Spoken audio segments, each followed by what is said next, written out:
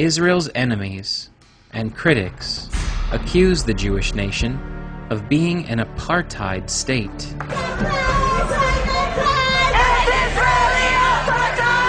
Today's Nazis, the so-called Third Reich, lives again in the form of these Zionists in the apartheid state of Israel. That's right, they're the new Nazis.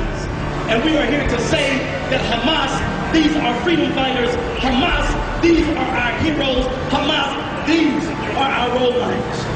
But there's no doubt that within the occupied territories, Palestinian land, that there is a horrendous example of apartheid.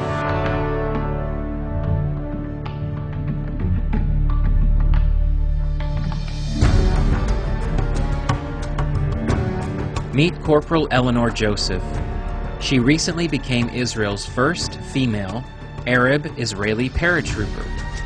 Corporal Joseph was born in Haifa.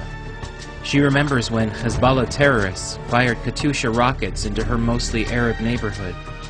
Eleanor said, "If someone tells me that the IDF is just killing Arabs, I remind them that Arabs are killing Arabs." Shalom. Hey. רבת אלינור ג'וזף, ערבייה, נוצרייה, מאיפה? מחיפה. ולוחמת. נכון. קרבית. איפה? בקרקל. את בכלל מתנדבת כמובן. נכון. מה הביא אותך להתגייס למרות שאני מניח שבשכונה שלך, זאת שכונה ערבית בחיפה? כן. כולם סביבך ערבים? כן, למרות שחיפה ידועה בדו-קיום. ואף אחד לא מתגייס בסביבה שלך? מהבנות בטח לא. לא. אז מה הביא אותך? אבא שלי, הוא גם היה כאילו לוחם בצנחנים. But how can it be? An Arab woman serving in Israel's armed forces? Isn't Israel an apartheid state? Did you know that there have been Arab members of Israel's parliament since the very first election in the 1940s? Since then, 63 different Arab Israelis have served in the Knesset. Some have even held the post of deputy speaker of the Knesset. Born into an influential family in Nazareth, Haneen is used to making history. She was the very first woman ever to represent an Arab party in the Israeli parliament. In 2010, the first Arab woman elected to the Knesset was actually on board the Turkish flotilla that tried to break Israel's naval blockade of Gaza. I feel I am responsible to carry this message. In Israel, all Arab citizens have the right to vote. Arab women have more rights in Israel than in most Muslim countries.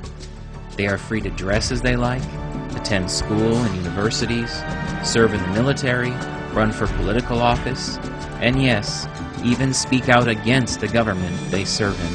But how can it be? Isn't Israel an apartheid state? 4 years ago, refugees began arriving in Israel from war-torn Sudan. While most of the world turned their back on the genocide in Darfur, with Hamas and Hezbollah leaders even praising Sudan's president, tiny Israel has allowed nearly 25,000 African refugees to seek asylum within their borders. Most of those fleeing the Muslim massacres in Sudan went first to their Muslim neighbors in Egypt. But there, they faced racism and more massacres. So despite the threat of death or arrest, thousands fled Egypt and came to the border with Israel, where they finally found a safe refuge. Even though it is a strain on the economy, it is the heart of the Jewish people to help the needy, the lost, and the hurting. As survivors of genocide, Israel empathizes in a way other nations can't. So the Israeli government has allowed the Africans in and has asked various organizations to assist the refugees. Charities across Israel, like the Carmel Shelter, are happy to help. They told the immigration police about us in 2006, because at that time there were the very first Sudanese family came. Now there's thousands. Anyone who is lived in this land knows the legacy of the Holocaust. We can't turn our backs on people who suffer genocide, like the people of Darfur, who are suffering at the hands of radical Islam. We have to open our doors. But how can it be? Muslims and African refugees living freely in Israel? Isn't Israel an apartheid state? Actually, young, reborn Israel has always been a miklat, which is Hebrew for haven or sanctuary. Back in 1977, a boat full of Vietnamese refugees was discovered by an Israeli cargo ship. The desperate Vietnamese had been ignored by other ships from Germany, Norway, Japan, and Panama, but the Israelis didn't hesitate to pick them up. Prime Minister Menachem Begin authorized all of them to become Israeli citizens, comparing their situation to the plight of Jewish refugees seeking a haven during the Holocaust.